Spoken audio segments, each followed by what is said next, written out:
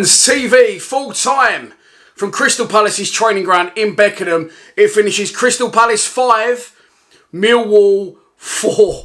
An absolute end-to-end, packed with incident game, with goals. It had absolutely everything. There's good and bad to take from it. Look, it is Premier League opposition. I know we don't like them up the road there, but they are Premier League side. They fielded a good side. We fielded two completely different teams in both halves. We scored 4 against the Premier League side, but at the same time we've conceded 5 and definitely defensive aspects to look at. Let's start with a starting 11 in the first half. It was Barkowski in goal, Ryan Leonard, Alex Mitchell and Jake Cooper, the 3 centre-backs. Hayden Muller, right wing-back. Scott Malone, left wing-back. It was George Honeyman and George Evans in the centre of midfield, with Mason Bennett at 10 and Tyler Bury and Benik Afobe up front. Positives to take: Benik Afobe scored 2 goals. I thought George Honeyman looked absolutely superb. The game got going really early and we could have took the lead before Palace actually did on 2 minutes. They've absolutely carved us to pieces, by the way, down our right-hand side the whole game. And there's no disrespect to Hayden Muller, who played right wing-back, because Danny McNamara played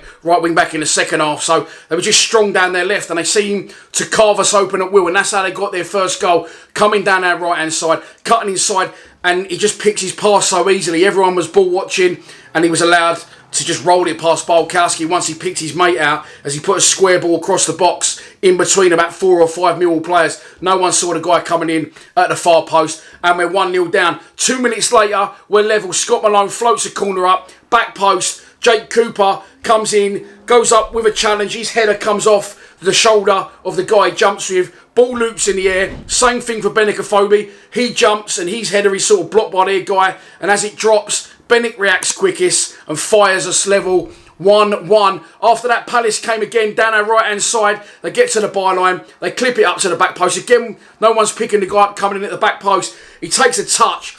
Absolutely sledgehammers one at Barkowski. And Bart's really unlucky. Dives up, saves it. It comes off his palms. And instead of flying over the bar, it flies straight out as if it's hit the bar to a Palace player who's about 7-8 yards out, and he controls and finishes it without a challenge from a Millwall player. Unfortunate with where the deflection from Barkowski went, but if I'm Bart, I'm asking questions of the people around me there, because everyone again was ball watching in my opinion and didn't react quick enough. After that, the best, or if not the second best goal of the game, a brilliant sweeping move. Ryan Leonard, crossfield ball, brilliant touch on by Hayden Muller to George Honeyman.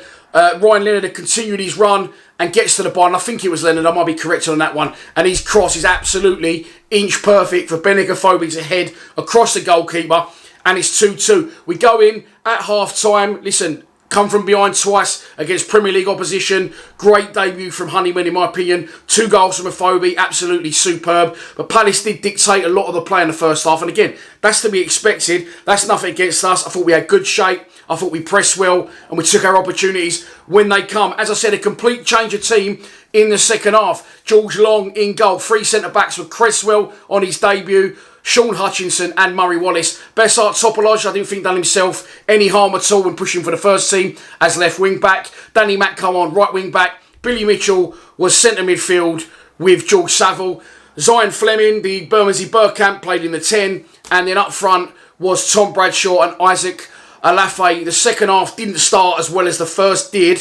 However, eventually it got going, and eventually it was the same old story, unfortunately. Palace, from a corner on this occasion, it's so easy. Ball lofted into the box. Their player just gets there first, beats our players to it. We're 3-2 down. Not long after that, we're 4-2 down. Again, down our right-hand side. Cresswell does everything he can. He's very unlucky, and he slides in on their player. And as their player crosses it, it sort of hits Cresswell's legs, flies up in the air, goes over long and lands at the back post, where again, their player is first to react, beats Murray Wallace to the ball, and it's 4-2. After that, I did start to get worried about how many it could be. It's just a matter of numbers now. But again, the Lions showed real fight by fighting their way back into the game. And the third goal came, George Saville with a corner up to the back post. I'm not sure who headed it back across, but I am sure that Charlie Cresswell heads it in on his debut, 4-3. And then the Bermondsey Bergkamp, He hadn't done a lot to that point, and people were saying that in the comments on the live stream, but that's nothing against him. Listen, he's going to take time to settle. I'm hearing he's banging in goals for fun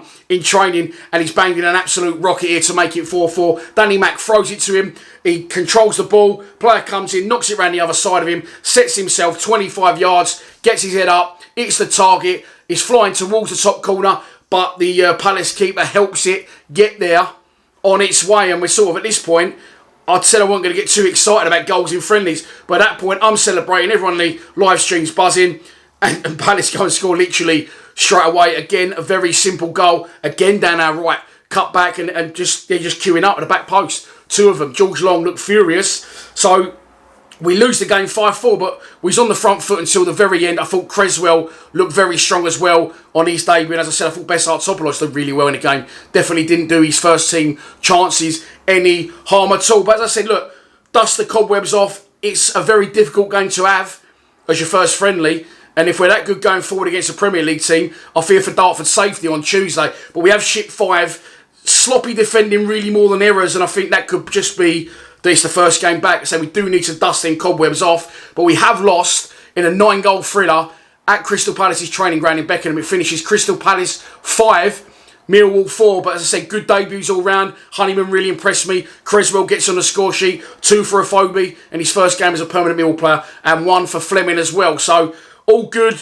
The sort of players we want to be performing in some good performances there as well from existing players. I still feel that if we're going to play these 2 up front, and Rowett did play a 10 in both halves, which is good to see, we're definitely going to need another out-and-out striker. I'm hoping that could be Ellis Sims on a permanent from Everton, but I'll let you know if anything develops on that one. And of course, we've got Jamie Shackleton coming in next week, so we are going to be inundated with central midfielders and right-backs. But there you go. What a way to start it. We lose 5-4 just for a change against Palace. They've done us 3 times now, the last 3 times we played them. But look, as I said, they're Premier League opposition, and that is to be expected. Please subscribe to Lions TV. I'll see you at Dartford Tuesday if you're going. Come on, you Lions.